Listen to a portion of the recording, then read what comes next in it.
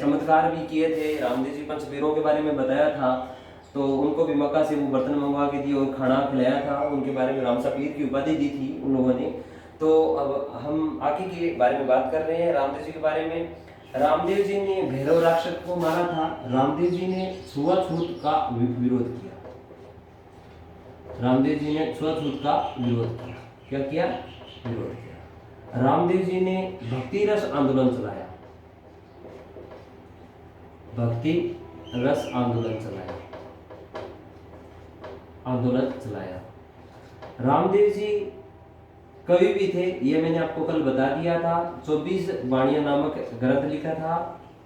बाणियां नामक ग्रंथ लिखा था रामदेव जी ने। रामदेव जी के बारे में और बात करूं तो रामदेव जी के जो ध्वजा होती है, ध्वजा, उसको नेजा कहते हैं। क्या कहते हैं? ध्वजा को नेजा कहते हैं।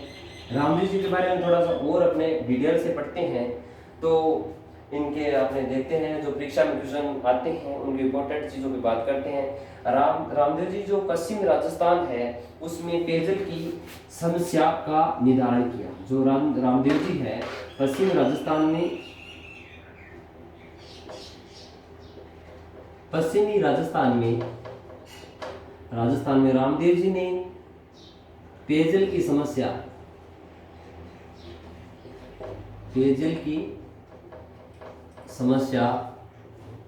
का निदान किया। कैसे किया? राम सागर तालाब बनवाया। क्या बनवाया? रामदेव जी ने राम सागर तालाब का निर्माण करवाया था रामदेव जी ने, और पश्चिम राजस्थान में पेयजल की समस्या का निदान करवाया था। और आगे बात करते हैं रामदेव जी राम सरोवर आधुनिक अब रामदेव जी ने पेयजल का निर्माण तो करवा दिया, तो इससे इसका अपने क्वेश्चन ये आ जाए, आधुनिक निर्माता कौन? आधुनिक निर्माता। रामदेव जी जो पेयजल रामसागर तालाब का निर्माण तो करवा दिया था, लेकिन इसके आधुनिक निर्माता की बात करूं तो बीकानेर का शासक महाराजा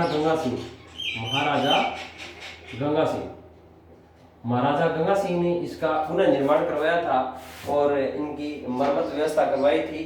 तो अपने रामदेव जी की जो पश्चिम राजस्थान में पेयजल की समस्या का निदान कराया था। इन तीर्थ या यात्रा पर रामदेव जी की जो विरोध कर रहे थे, रामदेव जी ने तीर्थ और यात्रा पर विरोध किया था।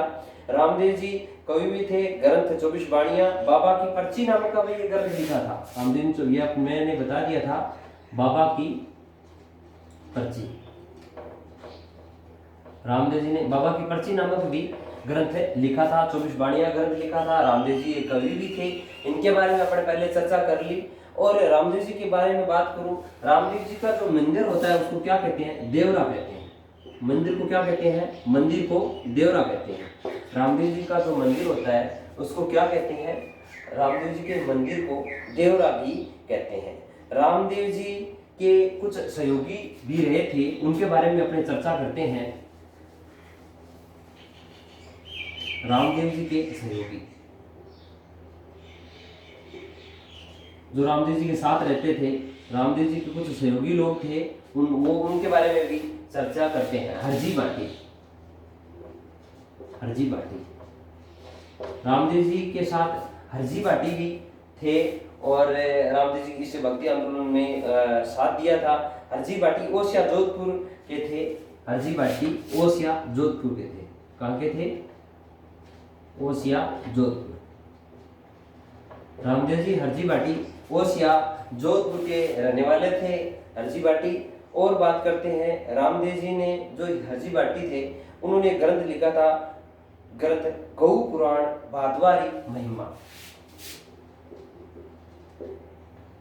ग्रंथ गौ पुराण भादवारी महिमा।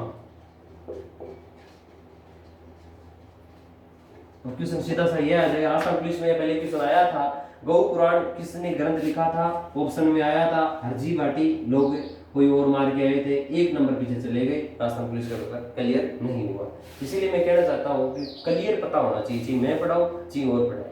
मैं ये नहीं कहता मेरा वीडियो देखो, कोई मतलब नहीं है। आपको अच्छा लगे तो देखो, वरना कोई प्रेशर नहीं है। सीधी सी बात यही कहना चाहूँगा कि रामदेव जी जो सहयोगी थे, हरजी बाटी ओसिया जोधपुर के रहने वाले थे। इन्होंने ग्रंथ लिखा था गौ पुराण भादवारी महिमा। क्या लिखा था? गौ पुराण भादवारी महिमा। अब रत्ना राय का लकी बंजारा भी रामदेव जी के सहयोगी रहे थे। रत्ना राय का एक था लकी बंजारा।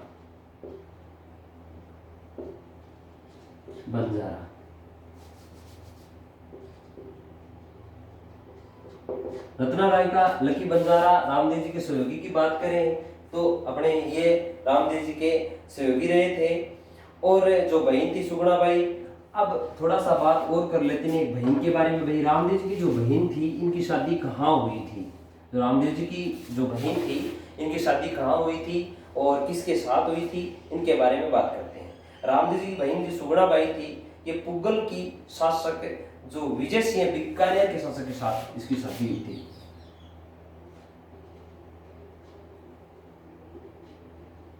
बहन का क्या नाम था? सुगुणा। जो रामदेव जी की जो बहन थी सुगुणा के बारे में बता रहा हूं। रामदेव जी की बहन एक धर्म बहन भी थी, डालीबाई। कौन थी? डालीबाई।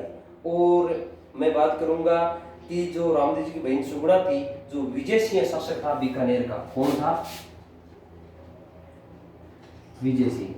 यहाँ विनय सिंह भी लिखा होता है। क्या लिखा होता है? विनय सिंह, लेकिन अपने को विजय सिंह पढ़ना है। विजय सिंह शासक बीकानेर का था और इनके साथ रामदेव जी की बहन का विवाह हुआ था। कौन का? बीकानेर का शासक विजय सिंह जो बीकानेर के शासक थे और इनके साथ विवाह हुआ था। और बीकानेर के शासक रामदेव जी ने पोकरण को रामदेव जी ने बहन को दान में दिया था। पोकरण को रामदेव जी ने बहन को क्या किया? बहन सुगुणा को दहेज में दिया था कि बहन आज के बाद ये पोकरण पूरा जिला राज्य जो भी है वो तेरा है। रामदेव जी ने ये दे। अब जो बात करते हैं रामदेव जी की जो कुछ शब्दावली है उनके बारे में भी थोड़ी सी बात कर लें। रामदेव जी की शब्दावली के बारे में बात करें। रामदेव जी की जो जागरण होता है उसको जम्मा कहते हैं। क्या कहते हैं? जम्मा कहते हैं। रामदेव जी के जो जागरण लगाया जाता है उसको क्या कहते हैं? रामदेव जी के जागरण को जम्मा कहते हैं। और रामदेव जी के जो गीत गाए जाते हैं उसके ब्यावले कहते हैं। क्या कहते हैं? ब्यावले कहते हैं। रामदेव जी के जो गीत गाए जाते हैं उनको ब्यावले कहते हैं। और रामदेव जी के जो भगत होते हैं उसको रीख्या कहते हैं। क्या कहते हैं? रीख्या।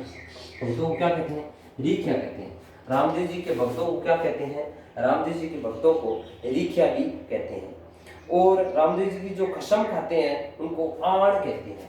खसम, रामदेव जी की खसम खाते हैं, खसम को क्या कहते हैं? खसम को आड़ कहते हैं। रामदेव जी खसम जो खाते हैं उनको क्या कहते हैं? उस शब्दावली की भाषा में आड़ कहा जाता है। क्या कहा जाता है? आड़ कहा जाता है। और जो रामदेव जी की जो तांती बांधी जाती है जो धागे की होती है, उसको पात्री कहते हैं। क्या कहते हैं? रामदेव जी की जो तांती बांधी जाती है जो धागे की बनी होती है उसको क्या कहते हैं? पात्री कहते हैं। कुछ किताबों में पात्री लिखा हुआ है और कुछ किताबों में पातड़ी लिखा भी है। क्या लिखा हुआ है? पातड़ी। तो आप कंफ्यूज मत होना, पाती बांधना भी कहते हैं। अब थोड़ा सा आपने आगे और पढ़ते हैं रामदेव जी की शब्दावली के बारे में। रामदेव जी की मैंने इतनी शब्दावली बताई थी। भगत को रीख्या कहते हैं, रामदेव जी कसम को आण कहते हैं और धागा पात्री या मात्री कहते हैं। रामदेव जी के छोटे मंदिर को क्या कहते हैं? जो रामदेव जी के छोटे छोटे मंदिर बने हुए हैं, छोटे मंदिर को क्या कहते हैं? छोटे मंदिर को देवरा कहते हैं। छोटे मंदिर को क्या कहते हैं? रामदेव जी के जो छोटा मंदिर बना होता है उसको क्या कहते हैं? देवरा कहते हैं। और जो पद चिन्ह होते हैं, रामदेव जी के जो पद चिन्ह होते हैं उसको पगलिया कहते हैं।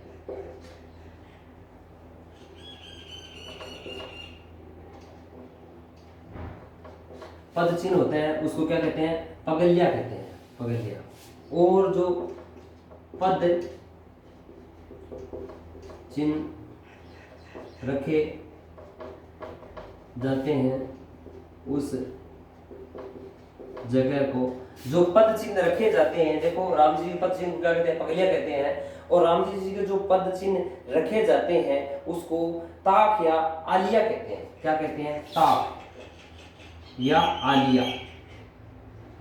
राम जी के पद चिन्ह रखे जाते हैं उसको क्या कहते हैं? पद चिन्ह को पगलिया कहते हैं। जो पद चिन्ह जहां पर स्थापित किए जाते हैं उस पद चिन्ह को ताक या आलिया के नाम से जानते हैं।